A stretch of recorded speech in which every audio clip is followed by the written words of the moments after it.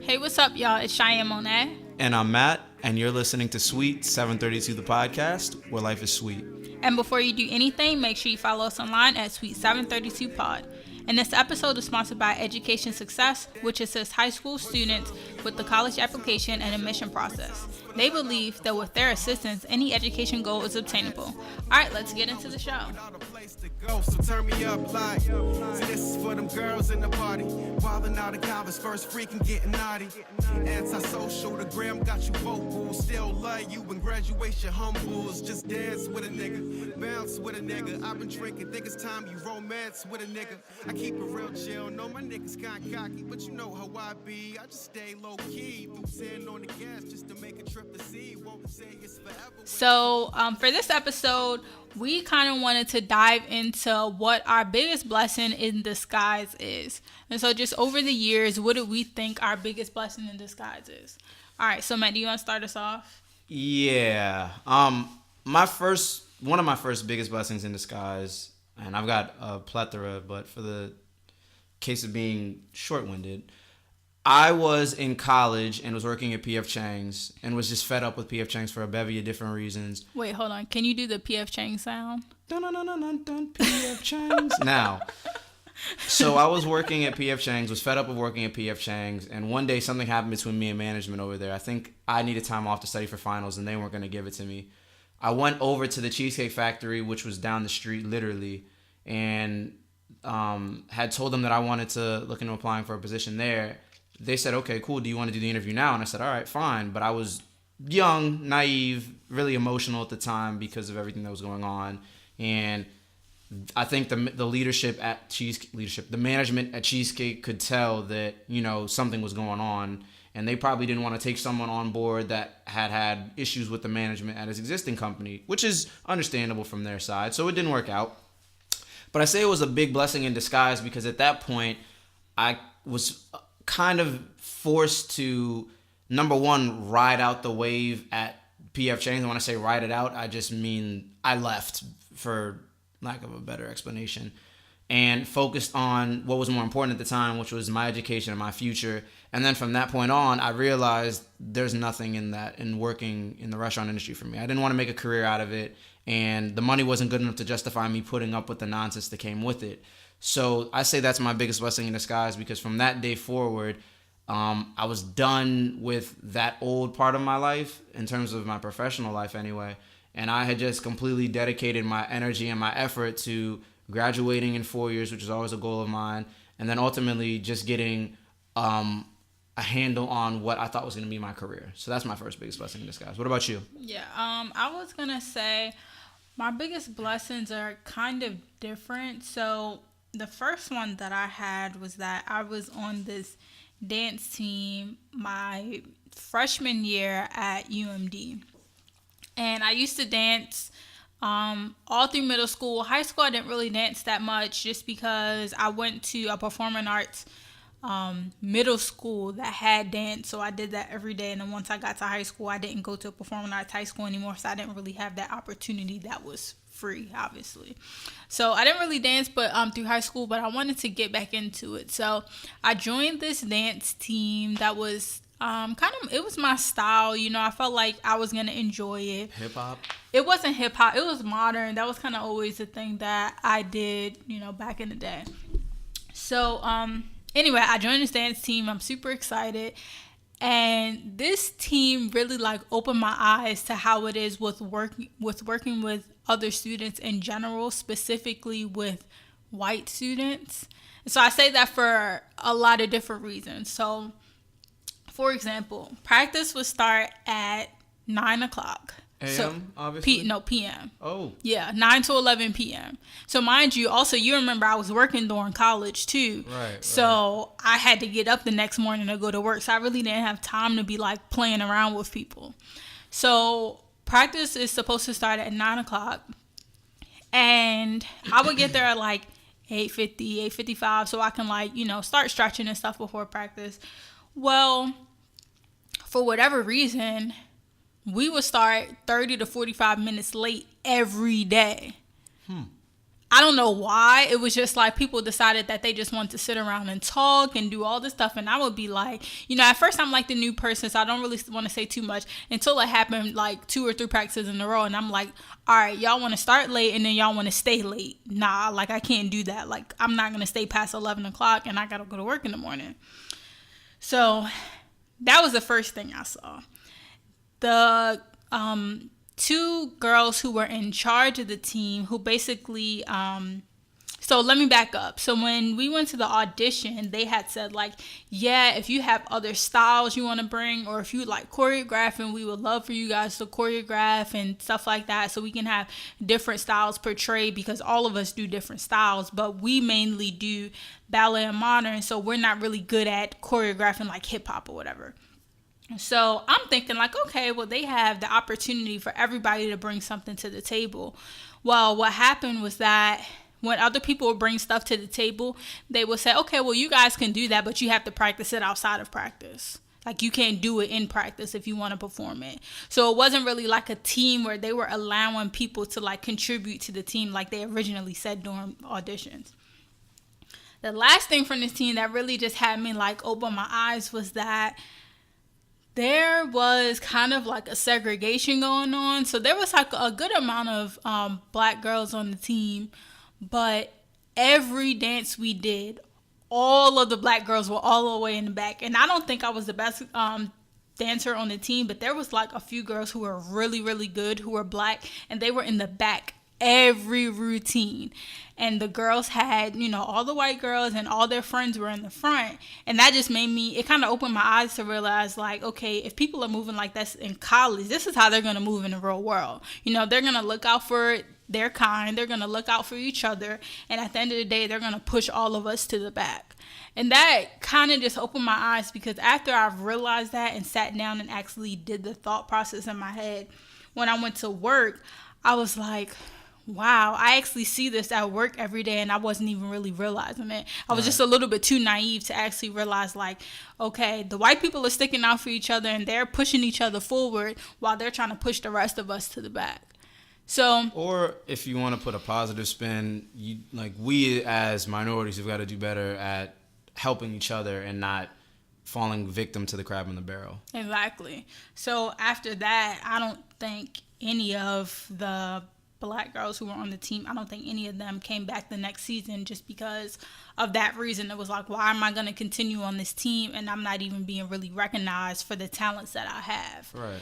So I don't know, that kind of, I think it was a blessing in disguise, like I said, because it opened my eyes to how people really are, and it opened my eyes to how, like I said, people think that they can waste your time just because, like, there's no reason why practice should be starting 45 minutes late. That it's absolutely no reason. Knowing you, I know that really sets you off. Yes, like I'm super prompt. I'm super punctual. I hate starting stuff late. I hate when people are late. I hate waiting on anybody. I'm hip. So, like, for you to like think practice should just start 45 minutes late every day, and practice don't even start till 9. Come on. And practice start at 9 o'clock. Come on, that's mad wow. Like, and like when I was like on my step team, we didn't have none of that. It wasn't really like, no, we starting practice late and we staying late. Nah, we wasn't doing all of that. So anyway, that's my first biggest blessing in disguise. Gotcha. Another blessing that I say was a blessing in disguise for me kind of piggybacks off of my first one. My very first real job, and I did some temping while I was sorting things out. My first real job out of college, I ended up getting laid off for because my company wasn't generating enough revenue to justify keeping the number of staff that they had at the salaries that they were paying. So a bunch of people got laid off, myself included. And I say it was kind of a blessing in disguise just because it allowed me to get some experience. That was my first experience in corporate, really.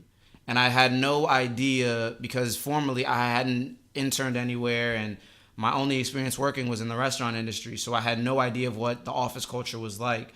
So having had that experience working in corporate and seeing what the office culture is like, and seeing it for the good and for the bad, being able to genuinely develop relationships with people, and also at the same time see the cattiness that can arise from management and all of the other things, the good and the bad, I definitely think represented a bit of a blessing in disguise. And then getting laid off, I also think was a blessing, because when the next opportunity came around, I was better prepared mentally Right. to handle all of the things that came with it. So I didn't make the same naive and childish mistakes.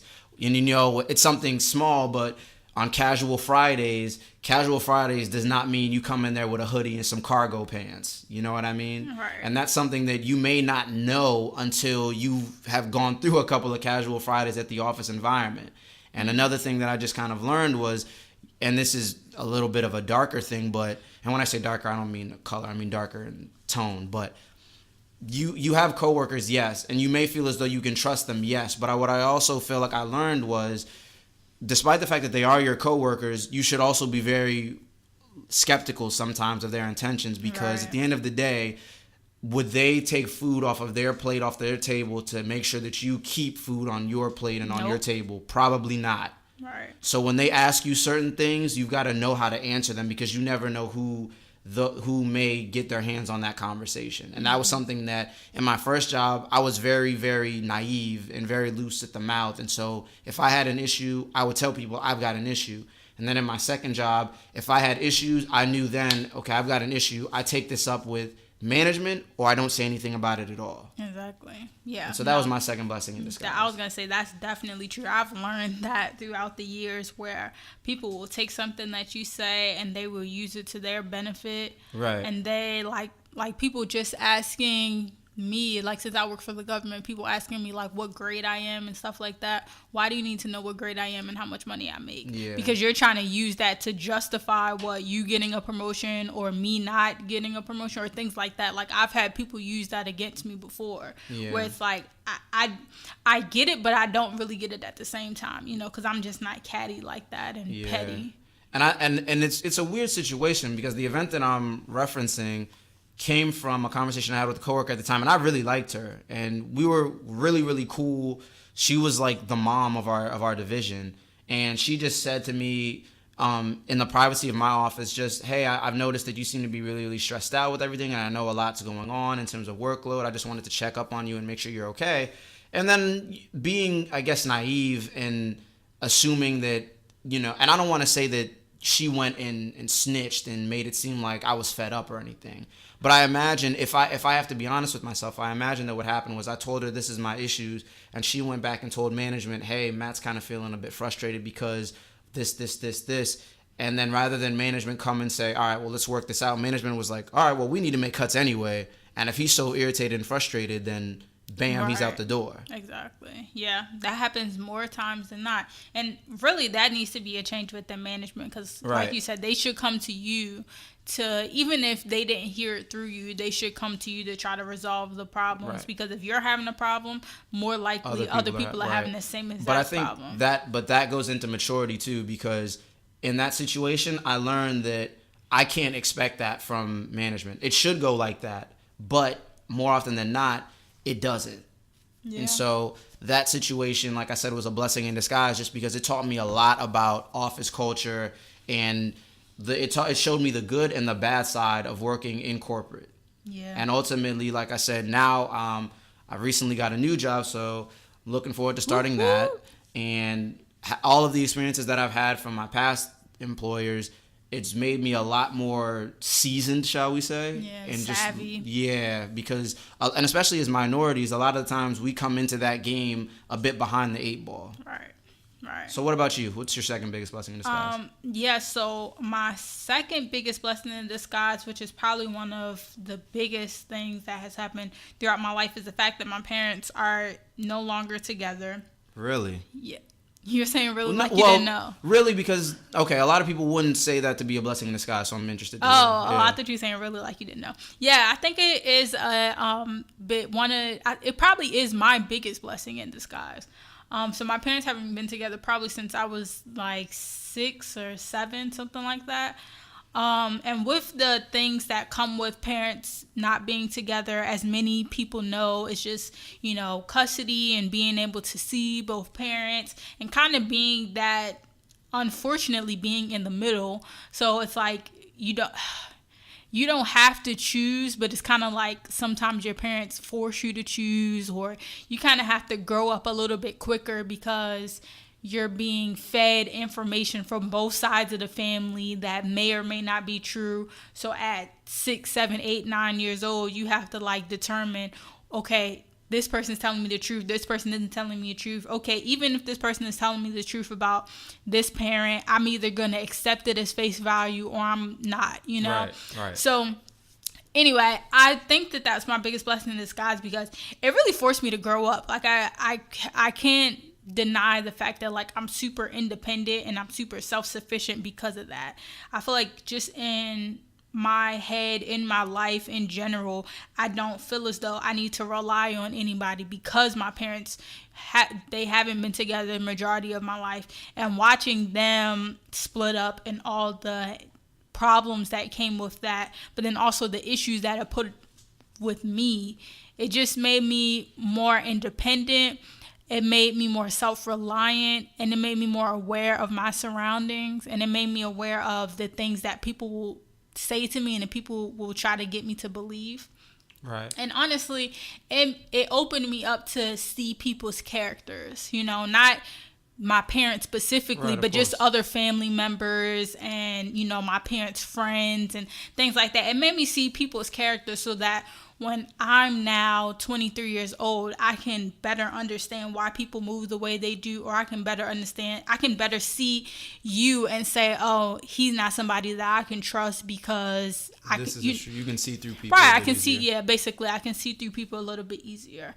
So even though that was a hard time, and even now it's still hard. I mean, I told you before where it's kind of hard, just now you have to mentally think about the fact that, okay, if I want to, like, for example, when I graduated college, all my family is going to be there, you know, both sides of my family. So now I got to think like, okay, do I have to worry about there being any issues, and like, is everyone going to behave, and, you know, things like that. I have to think about that. Or like, even, you know, one day when I get married, I have to think about all the things that are going to come. Yeah, all the logistical stuff that's going to come into it, which is like, okay, I got to make sure that my mom is happy, but also my dad is happy. I don't want one parent to think that I love them more than the other parent. You know, it is hard for kids to deal with. But for me, I think because it happened so young, it really made me like, you know, kind of just be strong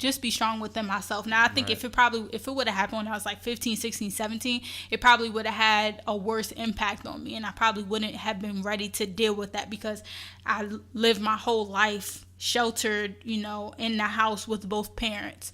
So because it happened so young, and because both of my parents instilled great values within me, even though they weren't together, they still have similar thought patterns on the way that they wanted to raise me, which is good. So because they instilled those things in me, I think it made me stronger. And in the long run, it made me, like, even when it comes to dating and dealing with different guys, it made me like really be open to really seeing the issues that people have and the things that people do and don't bring to the table, so that I can like eliminate those things at face value up front, or decide if that's something that I want to deal with. And like, I know like even people at my job, when I was at this point in my life where I was kind of like dealing, you know, I might have been talking to a guy for a couple of weeks and he was gone. And I know like people at my job or people I knew would be like, dang, Shy, you don't even give these guys a chance. And it's like, nah, because I see through people and I just understand people a little bit better. So it's like, nah, I'm not going to like stick around for no guy who's over here playing around, you know, like I'm secure within myself, and I know myself so well, and I know other people so well without even knowing them, that I know whether or not that's something I want to deal with.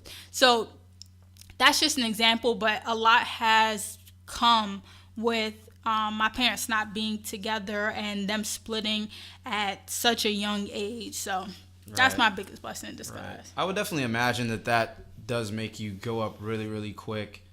And it definitely makes you emotionally mature a lot quicker. And as it pertains to the relationships that you develop, both romantically and non-romantically, I would imagine that having gone through that, and knowing you, it also makes it easier for you to never lose sight of yourself. Yeah. You know? Yeah, definitely. I was just thinking about that because with all of that, it still forces me to remember that at the end of the day, I am who I am, and I have to make the decisions that are going to be best for me.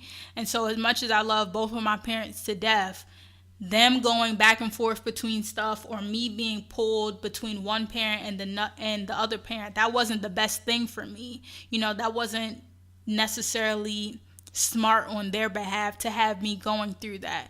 And so now I don't want to be pulled between both parents. I don't have the time to be pulled between both parents, and I'm not going to allow them to put me in the middle, because it's like, nah, y'all got an issue, y'all deal with that between each other. And granted, they don't have any issues now, which is great. And I feel as though if they had to communicate, they will probably communicate, you know, with no problems. Right. But if they did have an issue, like, I'm like, listen, y'all are grown. Y'all shouldn't be feeding messages between me. You know, y'all should deal with that between each other. So anyway, yeah, just open my eyes to people and how they will behave and the proper ways that people should behave, but also just open my eyes up to me and what I, you know, understanding myself better. Right.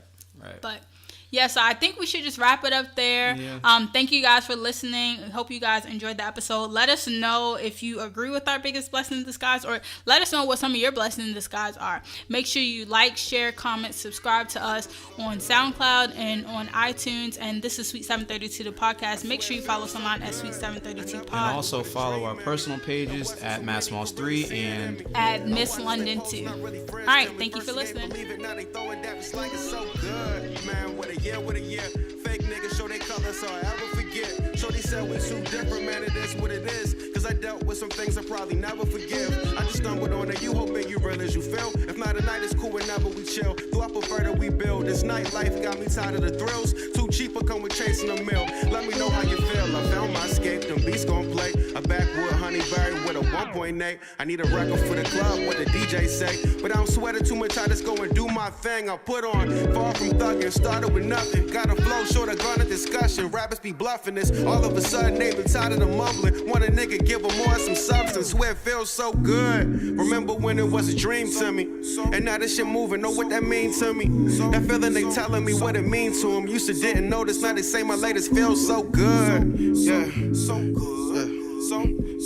So they say it's so good. So good. So I swear it feels so